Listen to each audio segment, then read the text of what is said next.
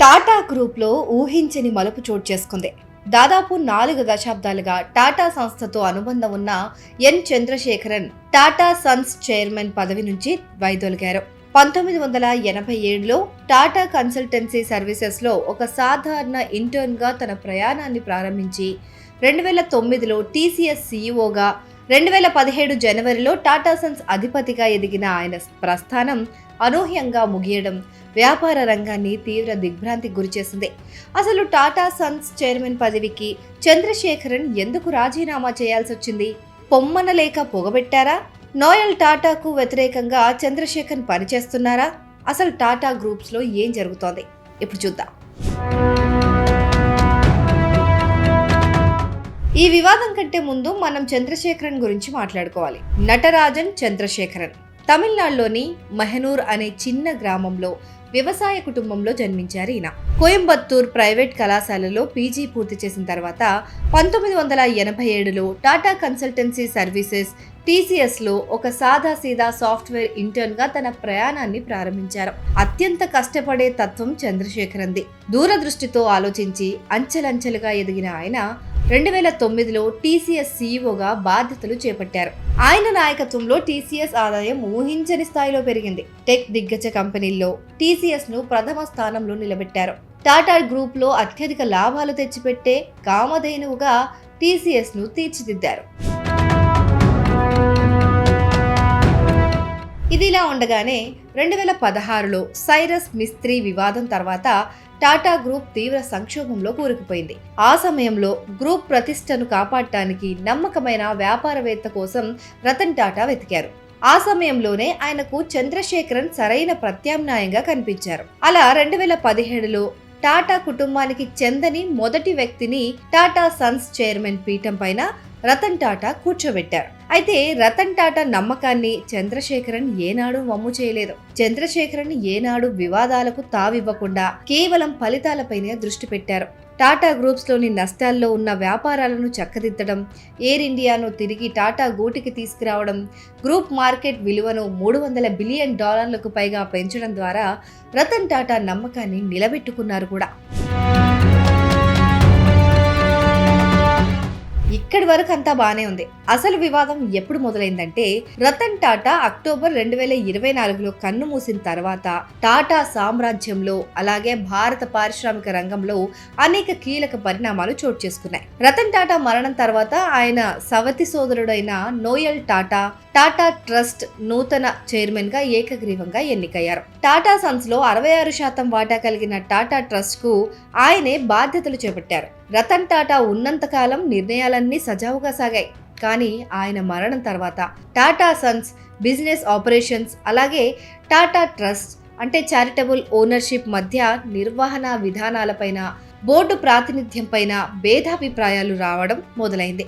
ఏకంగా ఈ విభేదాలు చంద్రశేఖరన్ రిజైన్ వరకు వచ్చాయి.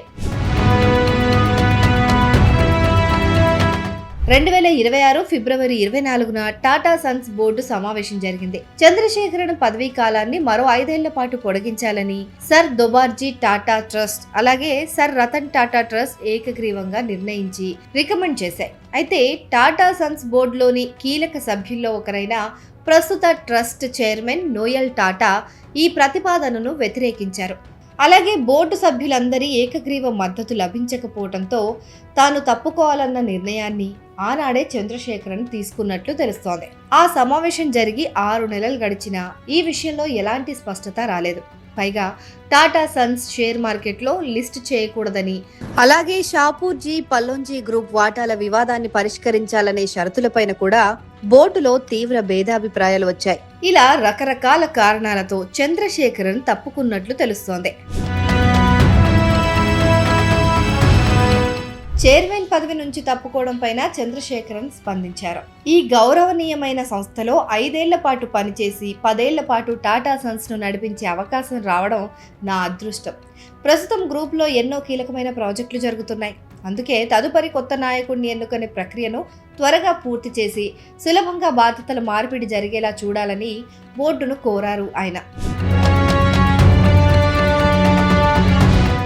అయితే చంద్రశేఖరన్ నిర్ణయం బయటకు రాగానే దేశీయ షేర్ మార్కెట్ తీవ్రంగా ప్రభావితమైంది. టాటా గ్రూప్ లో ప్రధాన కంపెనీల షేర్లు కుప్పకూలిపోయాయి. టీసీఎస్ షేర్లు అత్యధికంగా 3.9% పడిపోగా, Tata motors 2.47%, Tejas network 2.34%, Tata steel 1.83%, Tata consumer 1.81%, Tata communications 1.63%, Tata power 1.26% మేర నష్టాలను చవిచూశాయి. టాటా గ్రూప్లోని ప్రధాన పెట్టుబడి సంస్థ అయిన టాటా సన్స్, దానిలో 66% వాటా కలిగిన టాటా ట్రస్ట్ మధ్య మొదలైన ఈ నాయకత్వ పోరు ఇప్పుడు భారత వ్యాపార ప్రపంచంలో తీవ్ర చర్చనీయాంశంగా మారింది. చివరగా టాటా గ్రూపులకు బలమైన పునాదులు, వందల ఏళ్ల విశ్వసనీయత, అపారమైన ఆస్తులు ఉన్నాయి. కానీ చంద్రశేఖరన్ లాంటి వ్యక్తిని తప్పించడం అనేది ఆ కంపెనీకి కాస్త ఇబ్బందికరమైన విషయమే. అయితే బోర్డు త్వరలోనే అందరికీ ఆమోదయోగ్యమైన కొత్త చైర్మన్ను ఎంపిక చేసి వ్యూహాత్మక స్పష్టతనిస్తే తప్ప ఈ వివాదం సద్దుమణిగేలా లేదు.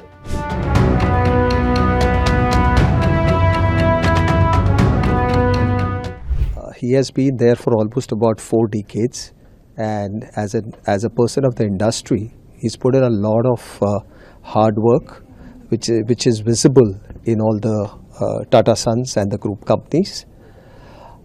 I think that after doing a 4 decades of work at the company, it's not something he has himself. So it is as per course that he had decided to exit this.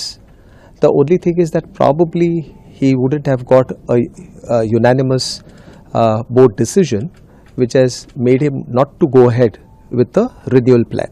No, I don't think so, because the original plan was for him to resign. This is only for a small period of renewal for the 5 years. So having understood that, he had decided, this is a pre-decided decision of his. And the good part is that just because of one member, if he stepped down, that shows a lot of credibility and integrity of a person in the industry. So I think it's quite normal that after 40 years, someone wants to take a break and move on. Very difficult to judge and not easy to comment either, because I'm sure they will do a due process in some time and find the right person there. But at the moment, I haven't come across any major names that plan to be part of this. I think that's a excellent way of looking forward. So he's going to give time for the succession to be proceeded ahead smoothly, and which is a great mark of a leader. So from that perspective, I think we should acknowledge that fact that he will handhold until the